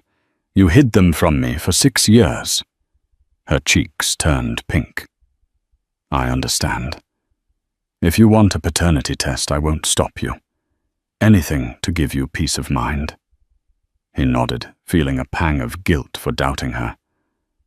"I'm sorry. It's just, this is so unexpected." She waved off the apology with a trembling hand. "I deserve your suspicion, but I have no reason to lie now.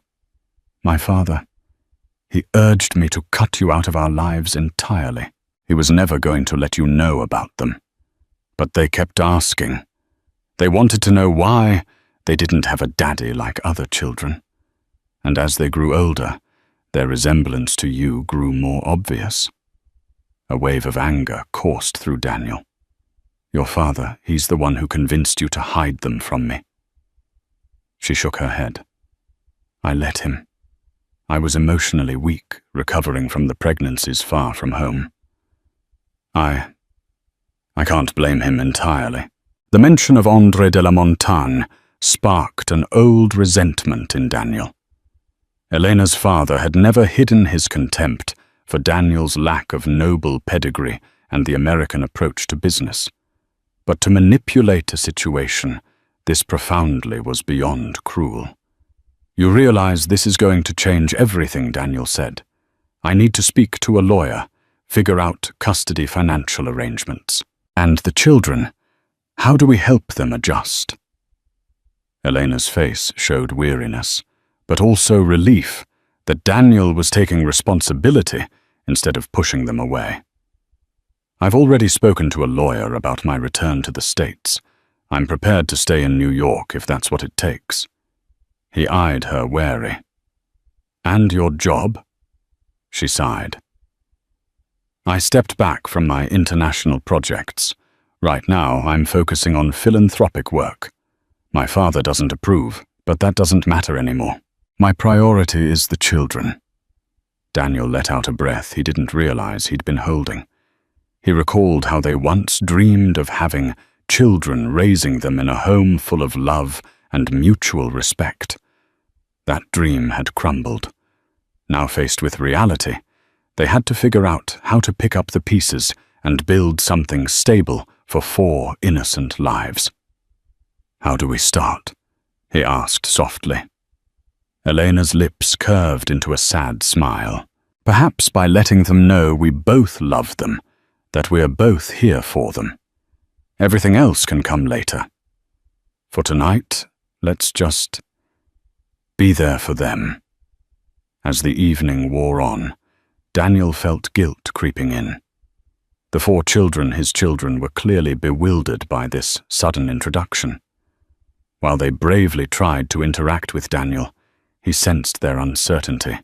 After all, in their young minds, he was a stranger who happened to share their eyes, face shape, and last name. He tried to be jovial with them, kneeling to their level, listening to their half-formed stories about Switzerland, about their school, about the snow-capped mountains they missed. But inside, he was consumed by a swirl of emotions. He'd missed their first steps, first words, birthdays, 6 years of precious moments. And then came another jolt. During a lull, Madeline quietly asked, "Is Hans coming too?" Daniel glanced at Elena. Confusion etched on his face. Elena's expression stiffened. "We'll talk about that later, sweetheart," she said hastily. Hands Daniel pressed. Elena hesitated, then cleared her throat. I've been seeing someone, a colleague from work. It's not serious, but the children know him. He was around as a friend." A sharp pang of jealousy, anger, and betrayal shot through Daniel. That was only natural. Eleanor was no longer his wife, and she had every right to date. But the thought that another man had been a figure in his children's lives, even if just tangentially, set his teeth on edge. He fought to keep his voice calm. "So he's been around the children," Elena nodded, looking away. "They like him, Daniel. He's been kind to them." Daniel swallowed the bitterness rising in his throat. "I see," Sebastian piped up. "Hans takes us sledding. He helped me make a birdhouse once." The image of another man, stepping into fatherly roles, stung Daniel deeply. Yet he forced a polite nod. "That's nice of him." Elena quickly changed the subject, offering the children a plate of mini pastries from a passing waiter. But Daniel's thoughts lingered on Hans. He wondered if Hans had become a paternal figure, if the children would look to him instead of Daniel. By the time the ball was winding down, Daniel had endured the well-meaning small talk of acquaintances who admired the adorable children, asking whose they were. He offered vague smiles and quick answers, uncertain how to handle such personal inquiries. Outside, the snowfall had intensified, blanketing the city in white. Daniel stood with the children under the glowing street lamps, waiting as a valet brought around 2 cars. He felt an unspoken tension with Elena by his side. They were 2 estranged individuals, forced back together by the existence of these 4 precious lives. "Where are you staying tonight?" he asked her. "At the Ritz, for now," she replied. "I didn't know how you'd react, so I didn't make longer-term arrangements." He nodded. "That's fine. Look, tomorrow I'd like to spend more time with them. Can we arrange that?" Elena studied him, relief softening her features. "Of course. They need to know their father." Daniel forced a tiny smile at the word father, still grappling with the weight of it. Then, as the children climbed into the waiting SUV, Daniel laid a gentle hand on Elena's arm. "Thank you for telling me, even if it's late." She gave him a somber nod. "And I'm sorry." In the hush of the swirling snow, Daniel watched as the vehicle pulled away. He stood there a long time, staring into the winter night, silently vowing that whatever happened next, he wouldn't abandon those children. No matter how painful the transition, they were his, and he was theirs. The following morning, Daniel woke in his penthouse apartment, overlooking Central Park. Sleep had eluded him for much of the night visions of 4 bright-eyed faces populating his restless dreams.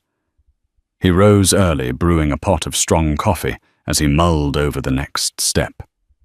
He called his mother Carol White, who lived in a quiet suburb in Connecticut.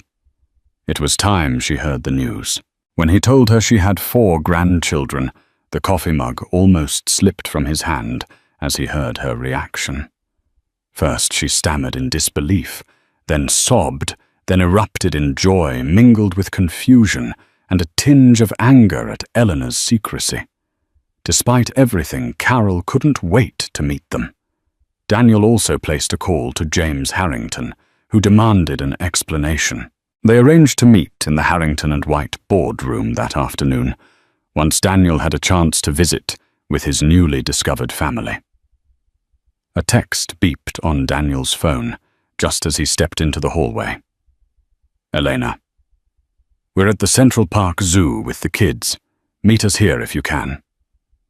Daniel hurried to dress, donning a casual sweater and coat. The crisp winter air bit at his cheeks as he strode down the block, weaving past holiday shoppers and carriage horses. The sense of surreal anticipation made his heart pound. At the zoo's entrance, he found Elena and the children watching seals swim in a large tank. The children spotted him first, waving excitedly. His chest warmed at their enthusiasm. He approached with a smile. "Hey guys," Sebastian grabbed his hand. "Look at the seals, Papa." The casual use of Papa startled Daniel, but he squeezed the boy's hand in response, a lump forming in his throat. Elena noticed his reaction. "They adapt quickly," she murmured, eyes bright with unshed tears. They strolled along, admiring the polar bears and penguins, occasionally stopping to buy hot cocoa. Daniel tried to soak in every detail how Madeline tugged on his sleeve to show him her favorite animals. How Thomas giggled when the penguins waddled, how Florence shyly stuck close to Elena, how Sebastian asked a million questions about everything. They were a family moving in a loose cluster, forging a tender sense of unity. Yet Daniel couldn't help noticing a shadow in Elena's gaze, as if she were keeping another secret. After a while, Sebastian raced ahead. "Papa, there's an ice sculpture over there." Elena and Daniel lagged behind, exchanging a look. "They're incredible," Daniel remarked. "Smart curious. I'm amazed at how they each have their own personality." Elena smiled. "You would have made a wonderful father, Daniel." He regarded her intently. "Is there anything else you haven't told me? Because right now I need the truth. Everything." She sighed, glancing away. "There is something else, but I wasn't sure how to bring it up. It's about Thomas. He's had some health issues since he was born prematurely." Alarm raced through Daniel. "Health issues? Is he okay?" "He's mostly fine," Elena said quickly. "But he has a minor heart condition. The doctors say it's manageable with medication and monitoring. He might need surgery in the future, but there's a good chance he won't." Daniel's face paled. "My God, Elena, you should have told me. I'd have been there for him." She placed a hand on his arm. "I know. This is what I regret most. I'm ready to set things right now. I've brought them here so we can live in New York for a while, see specialists if needed, and ensure he gets the best care. I'll bear any cost if you want." Daniel's response was immediate. "No. We'll share it. He's my son, our son. I'll do whatever it takes to help him." Emotions swarmed in Eleanor's eyes, relief mingled with sorrow. "Thank you."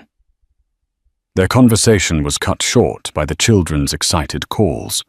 They hurried over, trying to smile and laugh as if everything was normal.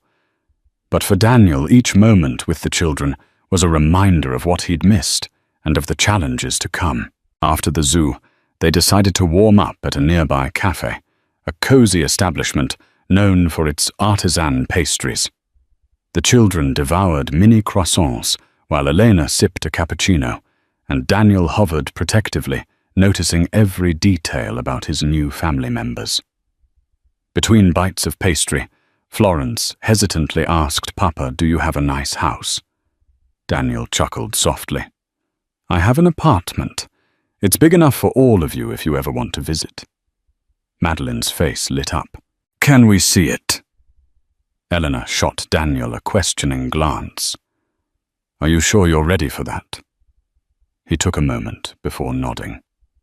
"Yes. I'd like them to see where I live. I have a spare room that can be turned into something for them." So it was decided. They gathered their things and took a quick taxi ride to Daniel's penthouse overlooking Central Park. The building's doorman, Mr. Bartholomew, nearly dropped his cap upon seeing Daniel leading 4 children by the hand. "Elena. Kids?" "This is home," Daniel said, opening his front door. The foyer was sleek and modern, perhaps too sterile for children's tastes. Sebastian's eyes widened at the floor-to-ceiling windows, while Madeline squealed with delight at the view of the snowy treetops and distant skyscrapers. They spread out, exploring. Elena followed them, pointing out paintings and artifacts Daniel had collected.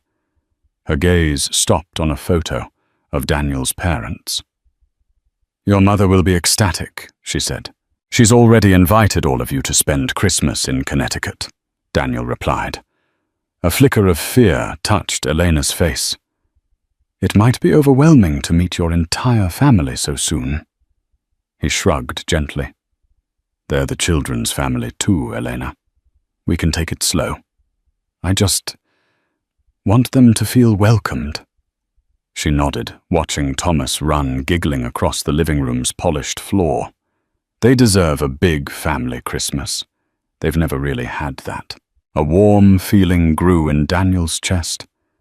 Maybe despite the heartbreak, they could form a family dynamic, if not as husband and wife, then at least as coring co-parents.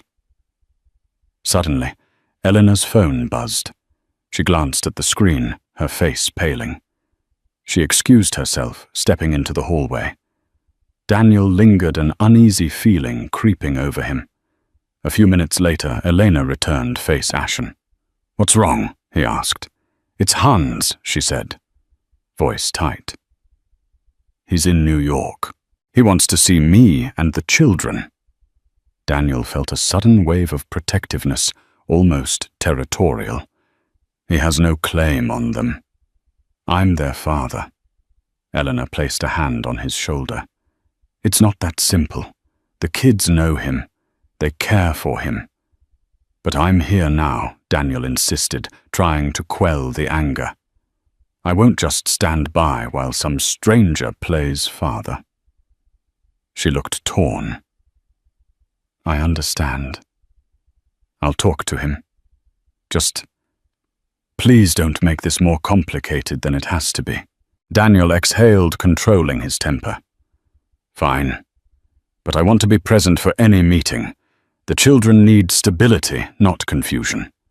Elena nodded, and the tension in her shoulders seemed to ease. But the mere prospect of Hans stepping into the picture threatened to upend the fragile dynamic Daniel and Elena were beginning to forge.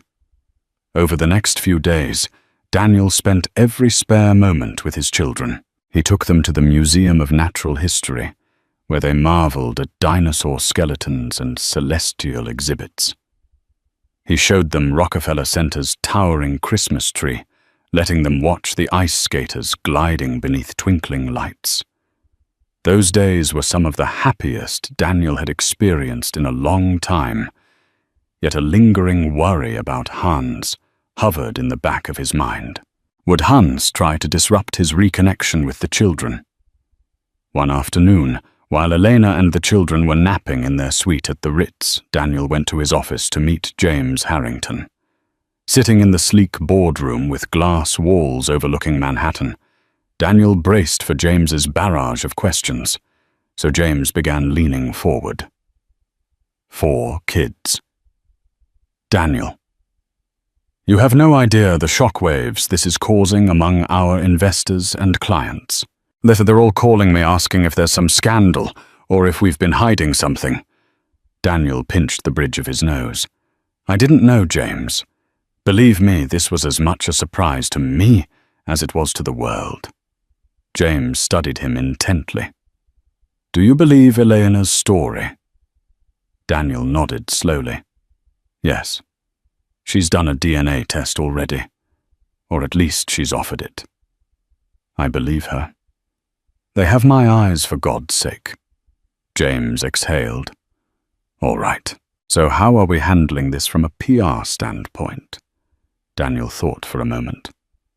We release a brief statement saying I've recently become aware of my children, that I intend to fulfill all my responsibilities as a father, and that the details remain private.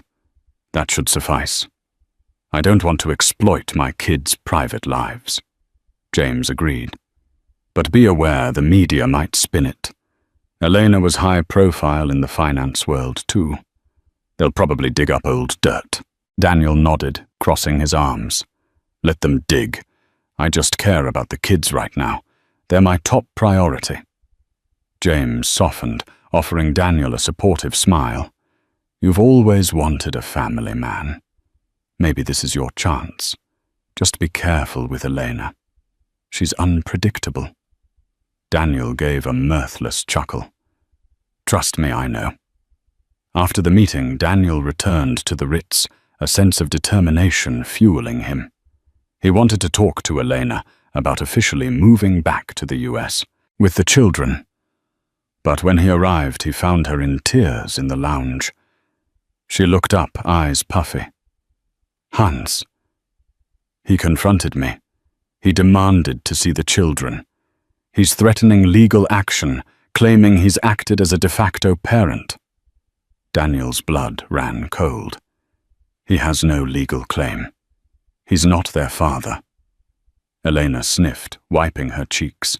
He's not listed on any birth certificates, of course, but he's threatening to tell the tabloids about everything, about how I hid the children from you, about the details of our finances. He wants money, Daniel.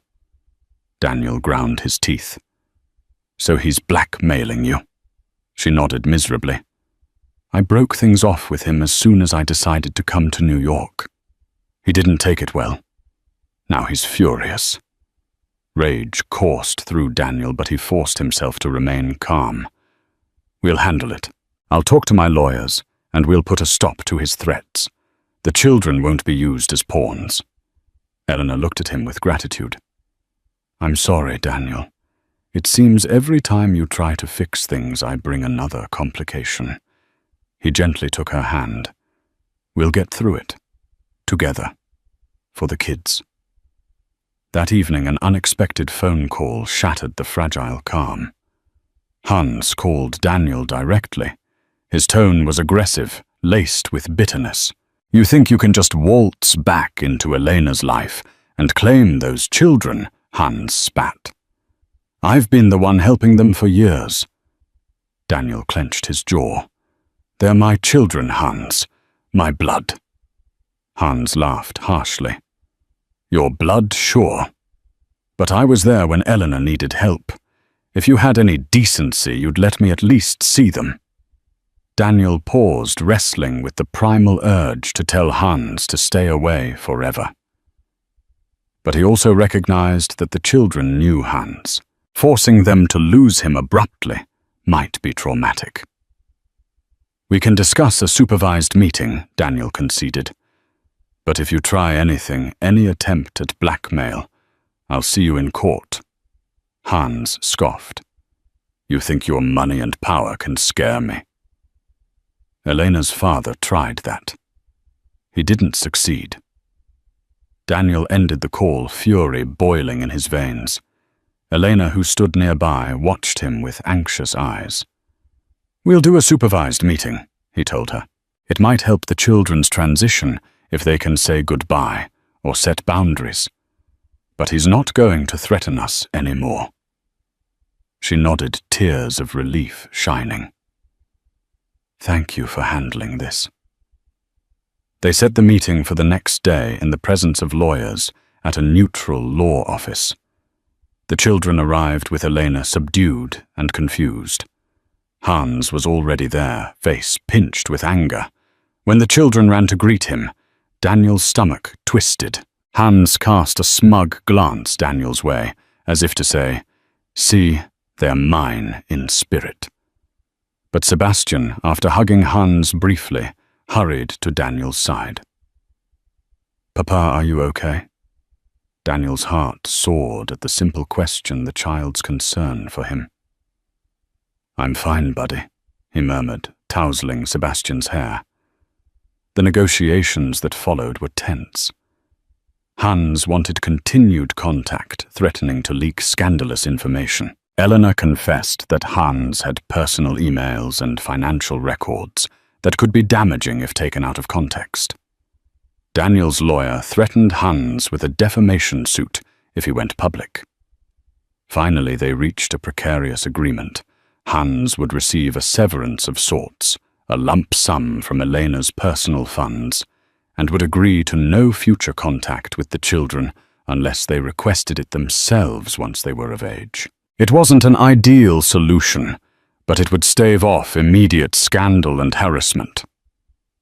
The children seemed unsettled as Hans gave them a final hug. Thomas clung to him for a moment, tears glistening in his eyes. Daniel's chest tightened at the sight, but he tried to remain stoic. Hans left abruptly, slamming the door behind him. Outside the office, Eleanor knelt to comfort the children, tears streaming down her cheeks. Daniel joined them, feeling the weight of these events pressing down on their small shoulders. In that moment, he promised himself he would never let them feel abandoned again. In the weeks that followed, life settled into a new rhythm. Elena and the children moved into a rented townhouse near Daniel's apartment. Daniel spent his weekends showing them American traditions, like decorating a Christmas tree, baking cookies, and practicing English holiday carols. The day finally came for the children to meet Carol White, their grandmother in Connecticut. Despite the tension and swirling emotions, the meeting was a joyous occasion. Carol wept openly as she embraced each of her grandchildren, scolding Elena only briefly for keeping them hidden for so long. Christmas morning found them all gathered in Carol's cozy living room. Snow fell softly outside. The children squealed over presents, and Elena found herself welcomed warmly, surprisingly so, by Carol's motherly grace. Daniel, dressed in a comfy sweater, took time to reflect on how drastically his life had changed in mere weeks. He now had the family he had once dreamed about, though not in the way he'd imagined. Eleanor and Daniel still had much to resolve. Their romantic relationship remained uncertain. Old wounds and betrayals lingered, but so did a lingering thread of love. They'd begun counseling, determined to co-parent effectively. Whether or not they would reconcile as a couple remained to be seen.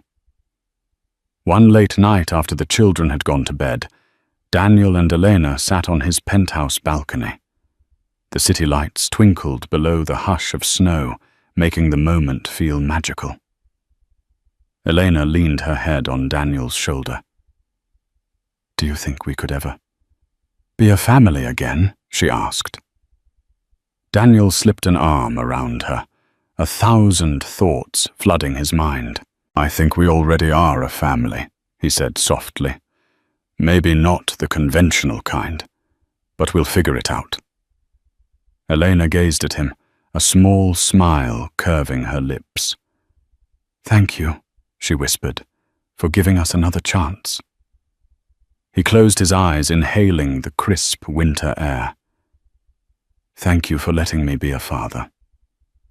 They sat there for a long while, listening to the distant hum of the city, their hearts brimming with the complicated, fragile hope of a new beginning. Thank you for joining us on this emotional journey of heartbreak, hidden children, and the fragile hope of new beginnings. Daniel's story reminds us that even through betrayal and pain, love and forgiveness can lead to unexpected miracles.